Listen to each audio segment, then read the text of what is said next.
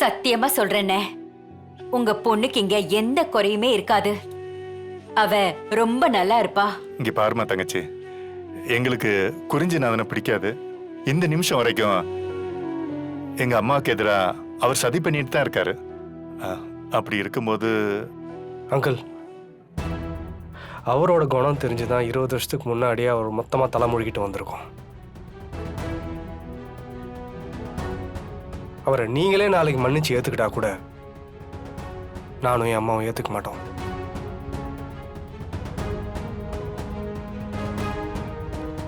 குறிஞ்சிநாதனோட புள்ளன்னு வெளியே சொல்லிக்கிறத விட வேற அவமானம் எனக்கு வேற எதுவுமே இல்லை. அதனால நீங்க அந்த ஆளை பத்தி யோசிக்காதீங்க அங்கிள். ஏம்மா, உனக்கு இந்த கல்யாணத்துல சம்மதம் தானேம்மா? என்னென்ன இப்படி கேட்டுட்டீங்க? முழு சம்மதம்னே.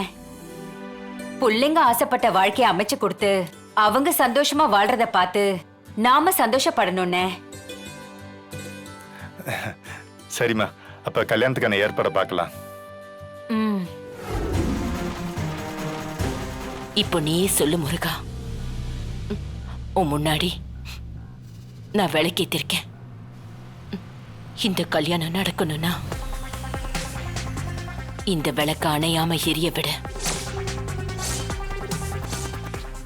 இல்ல இந்த கல்யாணம் நடக்க கூடாது அப்படின்னா இந்த விளக்க நீயே அணைச்சிடு. இனி நீ என்ன சமைக்க கொடுத்தாலும் அதுக்கு நான் உடன்படுறேன் முருகா. நீதான் எனக்கு ஒரு நல்ல வழியை காட்டணும்.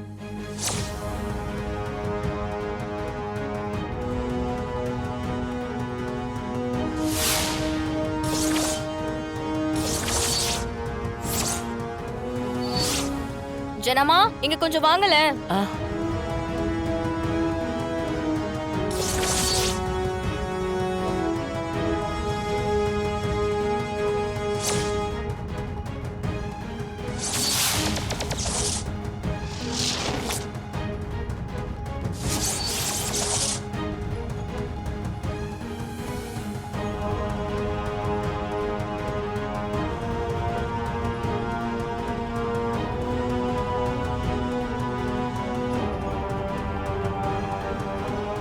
என்னது விளக்க வர அணிஞ்சிருக்கு?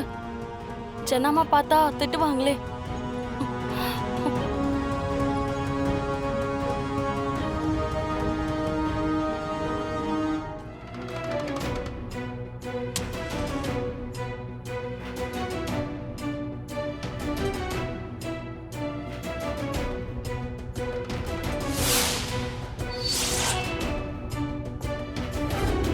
வேலையை ஆரம்பிச்சிடலாமா?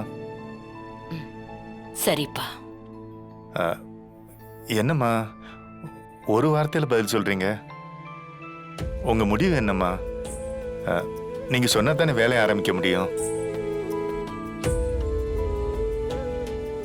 ஏதாவது சொல்லுங்கம்மா. பிரகாஷ், நீ என்ன முடிவு பண்றியோ பண்ணு. இந்த நிமிஷம் வரைக்கும் என் மனசுல ஒரு நெருடல் இருந்துகிட்டு தான் இருக்கு. அது சரியானா மட்டும்தான் என்னால முழு மனசோட இந்த கல்யாணத்துல கலந்துக்க முடியும். அம்மா, நான் என்ன சொல்றேன்? அதுக்காக நான் ஒதுங்கியெல்லாம் இருக்க மாட்டேன். நீங்க எங்க கூப்பிடுறீங்களோ அங்க நான் வருவேன். எல்லா இடத்துலயும் நான் இருப்பேன். ஆனா இந்த கல்யாணத்துல சந்தோஷமா என்னால கலந்துக்க முடியாது. அத மட்டும் என்கிட்ட இருந்து எதிர்பார்க்காதப்பா. இந்த கல்யாணம் மொத்தமும் ஓ முடிவு. நீ என்ன செய்யணும்னு நினைக்கிறியோ அதை தாராளமா செய். என்னோட விருப்பத்தை பத்தி நீ யோசிக்க வேண்டாம். அம்மா, தமிழ் நான் கூப்பிட்டுக்கிட்டே இருக்கேன், என்னன்னு கூட கேட்க மாட்டா. பக்கத்துல தானே இருக்கீங்க, கூப்பிடுறது என்ன காதுல விழாமலா இருக்கும்? சொல்லுங்க என்ன? தமிழ், மறுபடியும் அவங்க 2 பேருக்கும் நிச்சயம் பண்ணும்ல. இந்த நிச்சயத்தை எங்க வச்சுக்கலாம்? வீட்டில் சிம்பிளா பண்ணிடலாமா, இல்ல மறுபடியும் கல்யாண மண்டபம்லாம் ஃபிக்ஸ் பண்ணி பெருசா பிரமாண்டமா பண்ணிடலாமா? ஏய், உங்ககிட்ட தானே பேசிட்டு இருக்கேன், ஏதாவது பதில் சொல்ல. என்ன பதில் எதிர்பார்க்கறீங்க? எனக்கு விருப்பமே இல்லாத ஒரு முடிவு எடுத்துட்டு அதை எப்படி பண்ணணும்னு கேட்டா நான் எப்படி பதில் சொல்றது? தமிழ், இது நம்ம 2 பேரும் வர்ஷினிக்காக பண்றோம். எனக்குமே அந்த பிரபுவை சுத்தமா பிடிக்காது தமிழ். வேற என்ன பண்றது? அவன் இல்லனா என் தங்கச்சி செத்துருவேன்னு சொல்றான். விட்டுற முடியுமா? இந்த உலகத்துல சாகிறத விட கொடுமை என்ன தெரியுமா? தப்பான ஒருத்தவங்க கூட வாழ்நாள் முழுக்க வாழ்றது. அது தினம் தினம் மரணம். அதுக்காக உங்க தங்கச்சியை விட்டுருங்கன்னெல்லாம் நான் சொல்லல. இந்த முடிவை எப்படி மாத்துறதுன்னு யோசிக்க சொல்றேன். ஒன்னே ஒண்ணு மட்டும் புரிஞ்சுக்கோ.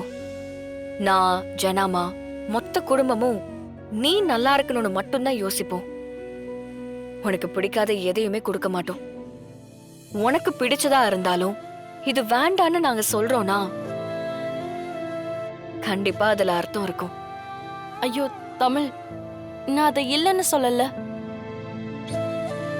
நான் வச்சிருக்கிறதுல போட்டிருக்க ட்ரெஸ்ல பெஸ்ட் கலெக்ஷன்னா எதுன்னு தெரியுமா? அது எல்லாமே நீ எனக்கு செலக்ட் பண்ணி கொடுத்தது. இந்த மாதிரி என்னால 100 சொல்ல முடியும். பட் இந்த விஷயத்துல உன் முடிவு தப்புன்னு எனக்கு தோணுது. தமிழ், பிரபு பொய் சொல்லல தமிழ். அது ஒரு சின்ன மிஸ் அண்டர்ஸ்டாண்டிங். அவங்க அப்பா பண்ண தப்புக்கு அவர் எப்படி பொறுப்பாக முடியும்? அவங்களே அந்த மனுஷனை பிரிஞ்சு இத்தனை வருஷம் தனியா வாழ்ந்துகிட்டு இருக்காங்க. ஒரு குடும்பத்துல ஒருத்தங்களை வச்சு மொத்த பேரையும் முடிவு பண்ண முடியாதுல்ல தமிழ். ஒரு கெட்டவன் இருக்கக்கூடிய வீட்டுல நல்லவனும் இருப்பான், நல்லவன் இருக்க வீட்டுல கெட்டவனும் இருப்பான்ல. வர்ஷினி, எனக்கு நீ சொல்றதெல்லாம் புரியுது. ஆனா ஒன்னே ஒண்ணு மட்டும் புரிஞ்சுக்கோ. நான் என்ன பண்ணாலும் உன் நல்லதுக்கு தான் செய்வேன். பிரபுக்கு நாம வைக்கிற அக்னி பரீட்சை மட்டும் இல்ல, இது உண்மைக்கும் பொய்யுக்கும் மத்தியில நடக்கிற குருஷேத்திரம். இதுல பொய்யும் அதர்மமும் ஜெயிக்கிற மாதிரி இருக்கும் தமிழ். ஆனா கடைசியில தர்மம் தான் நிலைச்சு நிற்கும். பிரச்சனை நம்ம கிட்ட தான் இருக்கு தமிழ். அப்படி இருக்கும்போது நாம மத்தவங்கள நொந்துக்கிட்டு என்ன ஆக போகுது? புரியல ஜனாமா. குழம்புன குட்டையில தான் மீன் பிடிக்கணும்னு சொல்லுவாங்க. அந்த மாதிரி தான் நம்ம குடும்பமும் ஒரு குழப்பமான மனநிலைமையில தானே எப்பவுமே இருந்திருக்கு. எந்த குடும்பம் தலைமைக்கு கீழே நடக்குதோ அது சரியா இருக்கும். எந்த குடும்பத்துல இருக்க 10 பேரும் நான் தான் தலைவரு, நான் நினைக்கிறதா நடக்கணும்னு யோசிக்கிறாங்களோ அந்த குடும்பம் அச்சாணி இல்லாத வண்டி மாதிரி தான் தறிக்கெட்டு போகும். குழம்புன குட்டையில மீன் பிடிக்கிறது ஈஸின்னு இந்த பிரபு மாதிரியான ஆளுங்கெல்லாம் வரதா செய்வாங்க. பாத்துக்கலாம் ஜனாமா.